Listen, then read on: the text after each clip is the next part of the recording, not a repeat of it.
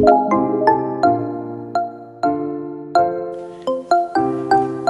estos días, con motivo de la Navidad, mi esposa, que tiene un ministerio llamado Café con Bendición y que coloca posts interesantes con la colaboración de algunas hermanas de aquí y de afuera del país, que bendice a muchas personas, puso un post, mi esposa puso un post muy interesante que le puso como título Los verdaderos creyentes.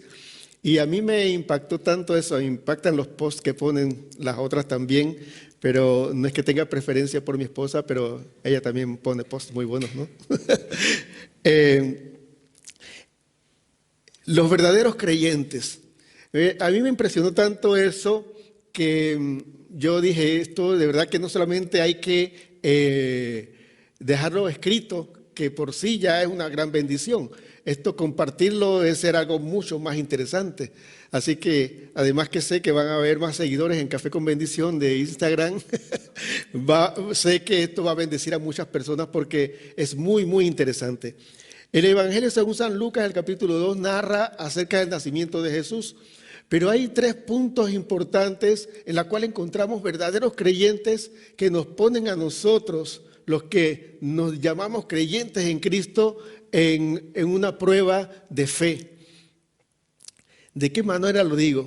La primera fue María, cuando el ángel se presenta ante María, y esto lo estoy sacando del post el ángel se presenta a María y le dice que es bienaventurada porque va a quedar embarazada antes de haberse casado.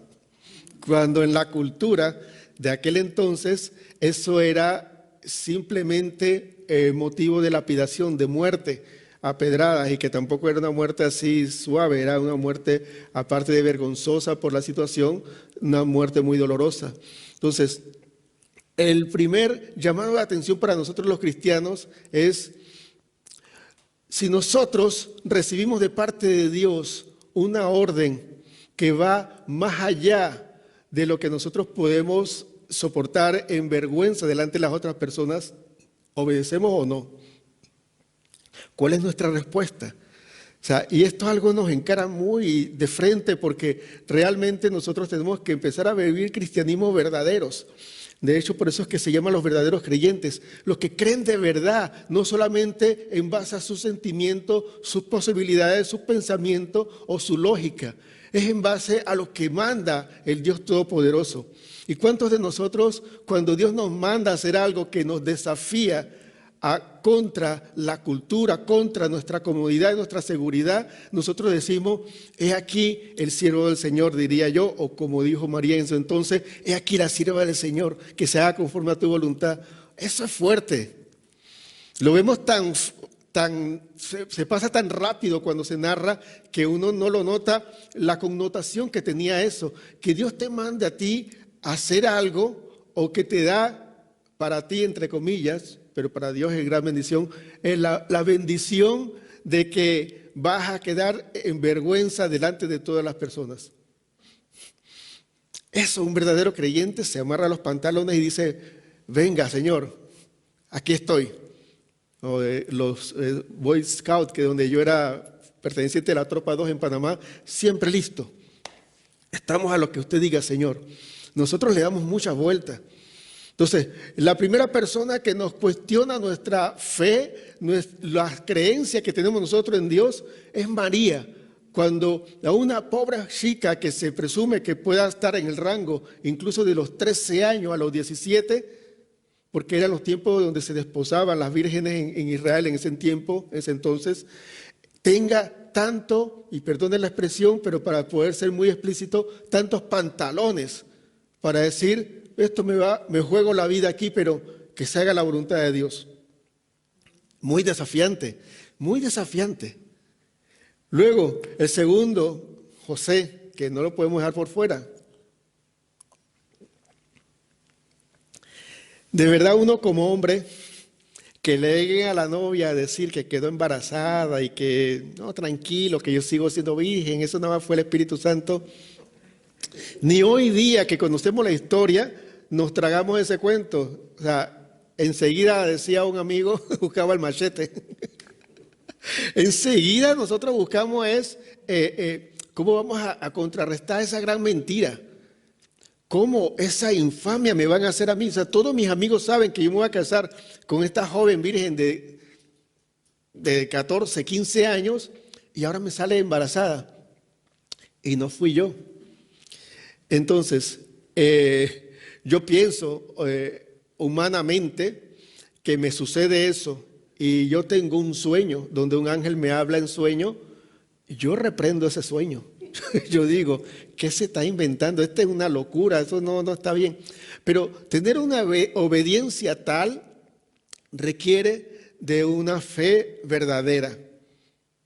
Y viendo algo muy claro, hoy día todos tenemos nuestra Biblia a la mano, tenemos la palabra escrita, tenemos el acceso directo a través de la internet de cualquier libro de la Biblia, cualquier libro de historia, cualquier libro apologética, de todo lo que es teología lo tenemos accesible a nosotros. Esta gente solo tenía lo que le habían contado sus padres acerca del Dios Todopoderoso, el Eterno, Adonai.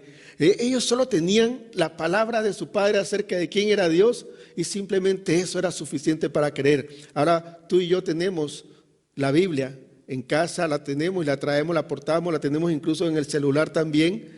Tenemos los pastores que nos predican, tenemos personas que dan testimonio de las maravillas de Dios y todavía tenemos una fe más flaca y más débil que la de José.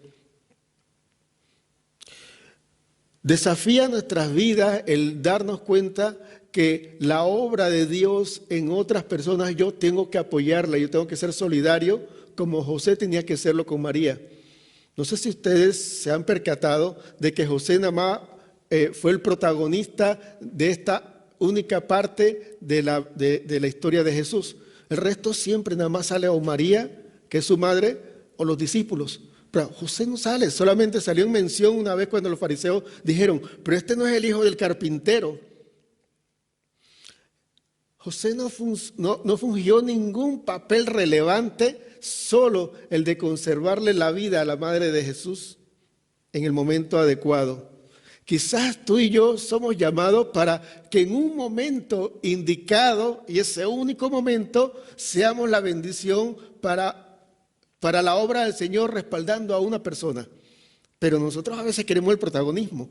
Entonces la fe se trata de creer de que yo soy parte del plan de Dios, aunque yo solamente soy el tornillito de uno de los grandes engranajes que Dios tiene en su maquinaria. Y digo, yo soy un tornillo, o sea, puede que yo entonces no tenga nada que ver aquí y yo me salga del engranaje. ¿Qué pasa? Que cuando ese tornillo se sale, el engranaje se van y se sueltan todas las otras piezas porque es necesario que todo esté colaborando, unidos, como decía en 1 Corintios, edificando al cuerpo de Cristo, haciendo que la voluntad de Dios se cumpla en nuestra vida, en medio de todo lo que sucede. Así que la fe no solamente tiene que ver con el caso de María, de obedecer por encima de que yo arriesgue mi vida. La fe tiene que ver más allá. Tiene que ver más allá de lo que tú y yo estamos haciendo hoy día, que estamos muy cómodos. La fe la fe tiene que ver, en el caso como José, de saber que mi participación es ser fiel y obediente, aunque yo nada más sea el que lleva en el momento el vaso del agua aquí, para que el predicador no se le seque la boca. Y este fue mi trabajo para la gloria de Dios. La fe quizás tuvo que ver con que alguien ayudó a ordenar las sillas y los demás, cuando venían las demás personas, tenían un lugar donde sentarse, un lugar limpio, un lugar agradable. La fe tiene que ver con que tú tengas la sonrisa en la cara para recibir a una persona que está triste y está abatida y pueda encontrar en ti un poco de esperanza. La fe tiene que ver también como José, que aunque su parte nada más era ser el que respaldaba y le daba la cobertura a esa mujer que no podía ser en ese tiempo una mujer soltera, madre soltera, tenía que existir un José, pero no con protagonismo estelar. No todo el mundo se va a sentar a predicar, es porque estoy sentado ahora, no todo el mundo se va a parar aquí a predicar, no todo el mundo va a hacer las obras destacadas. Hay obras que son como los topos, que simplemente se trabajan por dentro internamente, pero todas las cosas llevan a glorificar al Señor, y eso tenemos que tenerlo muy en cuenta.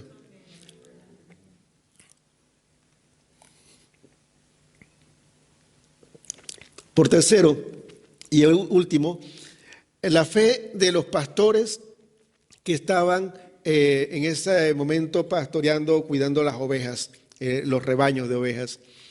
La fe de creer que aunque lo que Dios te dice que es, para ti es inverosímil, o sea, es inaudito, es incomprensible, es increíble, no tiene lógica creer que es. Cuando los pastores recibieron la visita de los ángeles, o del ángel principal que les dio el mensaje, luego salió el coro de ángeles cantando, la palabra que se le dio a los pastores fue que ha nacido el Salvador del mundo. Entonces, ¿a dónde nació el Salvador del mundo? Vea, lógico, tenía que haber nacido en el palacio, porque viene siendo un rey, tiene que ser un caudillo, tiene que ser alguien que va a librar. Quiero, que no nos salgamos del marco en que vive el pueblo de Israel en ese entonces, totalmente oprimido por el pueblo de Roma. O sea, cada vez que te hablan acerca de Mesías, de enviado, de Salvador, están hablando, para la lógica de israelí en aquel tiempo, de librarme del pueblo de Roma, de librarme de los romanos, de librarme de la opresión. Entonces dice, nació el Salvador del mundo, no solamente de Israel, del mundo, el que va a hacer el cambio global, que va a hacer que todo el mundo tenga la paz, que tenga lo que se merece, tenga lo que quiere, que es lo que uno viene y se le viene a la cabeza enseguida. Y entonces, pero está en un pesebre. Ni siquiera, quiero que sepan algo, que si él hubiera nacido en el mesón, o sea, en el, no sé, Belén Inn, el hotel de Belén en ese entonces, o sea, si hubiera nacido ahí, aún así eso no hubiera sido digno del rey. Ahora, ni siquiera fue en la posada, ni siquiera fue en el hotel, fue en el pesebre, fue con los animales. Ahora, como pastores, creer que ese que nació en medio de todo este ambiente asquiento de animales es el Salvador, se requiere mucha fe. Nosotros vamos a nuestros días 2020, casi 2021, que nosotros, Dios nos llame para hacer con nosotros algo grande y poderoso en medio del lugar donde estamos, es equivalente a que el Salvador nazca en un pesebre. ¿Saben por qué? Porque nosotros no nos sentimos aptos para hacer un cambio radical en nuestro entorno. Pero si Dios lo dice, es así. Si los ángeles anunciaron que el Salvador nació y que de hecho el que nació fue el Salvador, fue así. Y les recuerdo que los pastores adoraron al Salvador. Nunca, no me sé los detalles de la historia, pero no fue un momento en los que los pastores llegaron y dijeron, pero ese es el Salvador del mundo. O sea, tan frágil, tan poca cosa. O sea, imagínate que es el Salvador y hay que cambiarle los pañales. O sea, hay que hacerle todo. O sea, encima de eso está en el peor lugar que uno puede estar. O sea, no un lugar salubre. Hoy día fuera una demanda grandísima a los padres de que la criatura esté en un pesebre donde los animales comen. Es algo insalubre. Es algo que no sería permitido. El Ministerio de Salud creo que de verdad hubiera hecho algo con estos padres. ¿Cómo se les ocurrió hacer eso? Pero el Salvador del mundo estaba en el lugar más frágil. Ahora, el gran poder para cambiar el entorno está en personas frágiles, imperfectas y humanas como tú y como yo. Nosotros, como los pastores, no podemos menospreciar que el Salvador es el que está en el pesebre, como tampoco podemos menospreciar que el Espíritu Santo, ese poder grandioso del universo, habita en nosotros y tiene la capacidad, la voluntad y el deseo de hacer cambios en nuestro entorno, empezando desde nuestro interior, desde nuestras vidas. Dios quiere hacer cosas grandes en nosotros, pero nos vemos como el niño de Belén, nos vemos como el niño del pesebre, poca cosa, frágiles, que no podemos nada y que encima de eso el entorno no nos ayuda. No se trata No se trata de ti ni de mí, se trata de lo que está dentro de ti y de mí, que es el Espíritu Santo.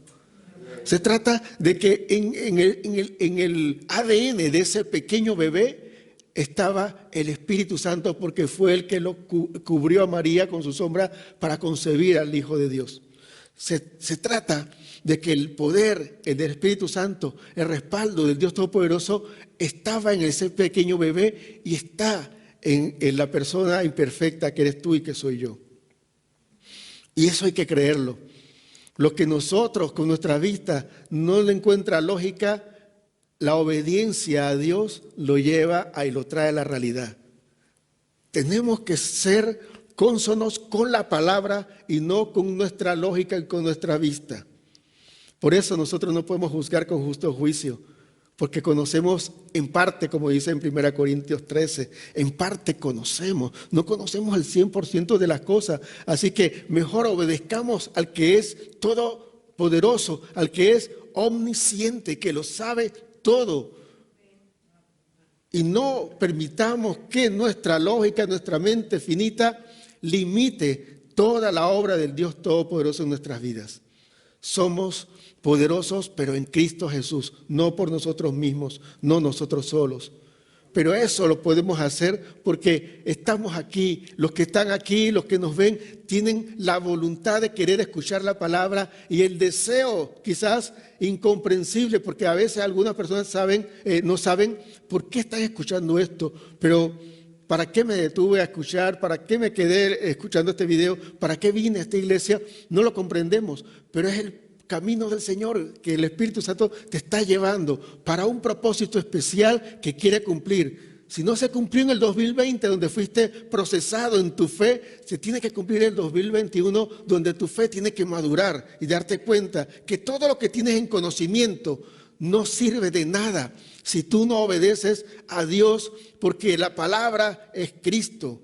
Y Él se encarnó y ahora a través del Espíritu Santo lo activa en tu vida. Y necesitas hacer los cambios. Necesitamos poner en marcha y en acción todo el conocimiento que tenemos. Todo el conocimiento en base a la palabra.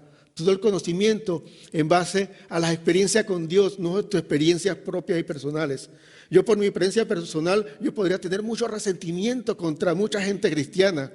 Pero en base al conocimiento de Dios, yo tengo amor por todas las personas, incluso los detractores, los que hablan mal de mí. Yo tengo mucho amor por ellos, porque es que me da pena y me da lástima que frente a tanta luz y tanta verdad haya descarrío y oscuridad en la mente de personas que conocen la palabra.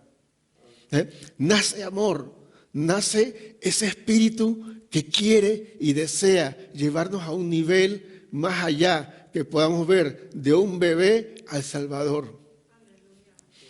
Necesitamos hacer un cambio. El año va a cambiar. En pocos días ya no es más 2020. En pocos días usted ya no tiene que ser el mismo.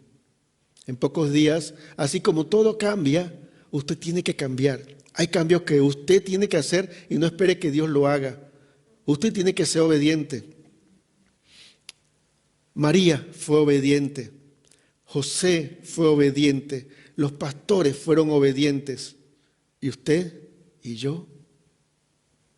Se requiere de obediencia para ver la gloria de Dios. Dios quiere hacer cosas grandes en medio de la peor tragedia mundial que haya existido, que usted o yo hayamos vivido. O sea, donde todo el mundo cambió, ahora la humanidad entera no se le ve la cara por completo, la identidad está a la mitad de la gente. No sé si ustedes recuerdan en los tiempos del Medio Oeste, un bandido para robar y asaltar un banco y no lo identificaran, ¿qué tenía que hacer? Simplemente ponerse un pañuelo y ya prácticamente no era reconocido. Ahora, nosotros no podemos perder la identidad porque nos veamos solamente a la mitad. Nosotros tenemos que ser tan transparente y tan genuino que aunque se vea de nosotros un poquito, se vea Cristo. Se vea el amor de Dios, se vea la evidencia de que hay un cambio en nuestras vidas. No podemos seguir siendo iguales. que todas las demás personas. Tiene que haber un cambio en nuestras vidas. Y yo estoy seguro que hemos experimentado, tanto usted como yo, como las personas que nos ven, alguna bendición en medio de la pandemia. Yo lo estoy seguro. Mi esposa y yo hacíamos un resumen, un análisis del año y encontramos en medio de tantas situaciones difíciles a nivel global, encontramos mucha bendición en nuestras vidas. ¿Qué pasa? Lo que pasa es que estamos abrumados con la televisión, con las noticias y vemos que todo está malo, pero Dios sigue bendiciendo, Dios ha seguido bendiciendo. Yo voy a dejarle esto aquí para que ustedes luego vamos a compartir testimonios de cada uno de ustedes que les pido por cuestiones de tiempo y de restricciones que tenemos por lo de la pandemia, poco tiempo, así que les pido que cuando vengan a compartir sea entre 1 y 3 minutos de algo que Dios haya hecho en su vida de una forma grande y especial. Pero quiero ayudarles a que antes de que pasemos a la parte de los testimonios, nos quedemos con esta reflexión. La obediencia de María fue importante para que naciera el Salvador. La obediencia de José fue importante para conservar a María y respaldarle en todo lo que ella tenía que hacer. Y la obediencia de los pastores fue necesaria para que todas las multitudes puedan conocer que a través de las cosas más pequeñas del mundo, Dios trae una gran salvación. Ellos fueron testigos y fueron los primeros en ver algo tan maravilloso como de un bebé ver a un gran Salvador. Y ahora tú y yo en este lugar estamos siendo la continuación de estos pastores. Ver de pocas cosas o de cosas pequeñas, que son los testimonios que vamos a contar ahora, grandes maravillas de Dios, porque solamente lo que ustedes van a contar, quiero que sepan, es el principio de cosas grandes. Si ustedes creen, si ustedes confían en el Señor y si ustedes hacen cambios en su vida para que en su vida se vea a Dios, se vea a Cristo. Yo voy a orar y luego entonces pasamos a la parte de los testimonios. Padre Santo, yo te doy gracias porque tú eres bueno. Te doy gracias porque más allá de la religión, más allá de todos los formatos y todas las exposiciones espirituales que nosotros conocemos a través de la iglesia cristiana evangélica, Señor, la esencia tuya es sencilla y frágil y es humilde y es única. Es amor.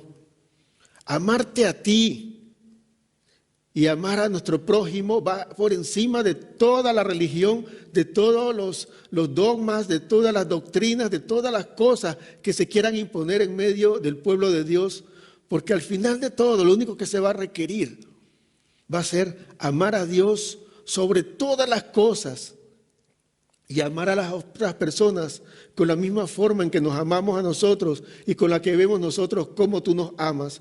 Porque a ese mandamiento, Jesucristo, tú añadiste una adenda, tú añadiste algo extra para poder ser entendido. Amar a los demás como Cristo nos amó. Y esa es la parte importante que tenemos que comprender hoy día. Ayúdanos, Señor, a poder ser obedientes a ti, Señor. Y la obediencia ciega y la obediencia total y entregada a ti solamente se desarrollará cuando te amamos de verdad. Porque si nosotros te amamos, te obedecemos. Y quizás ese ha sido el problema en nuestras vidas, que no hemos amado a nosotros demasiado más que a ti. Y creemos que si hay algo que nos afecta o nos incomoda o no nos gusta, nos molesta, porque nos amamos tanto, entonces no te obedecemos. Ayúdanos, Dios, a amarte de tal forma que entreguemos nuestra vida por completo como lo hizo María, arriesgando su vida y entregándose por completo para que el Salvador naciera, para que en nuestras vidas también nazca el Salvador y sea el que guíe nuestros pasos y nuestro destino. Te pido que tú nos ayudes en este andar, en este caminar, porque a partir de hoy, algunos de los que estamos aquí hemos decidido salir de la barca y caminar sobre el agua. Gracias, Señor, porque tú nos desafías a dar pasos de fe, nos desafías a creerte simplemente a tu palabra, como Pedro obedeció a la palabra del Maestro en medio de la tormenta y le dijo, ven, camina sobre las aguas. Nosotros te obedecemos a ti, te creemos a ti, y en base a tu palabra, a lo que tú has dicho, nosotros avanzamos y caminamos por encima de toda situación y circunstancia. Gracias, Padre, en el nombre de Jesús. Amén.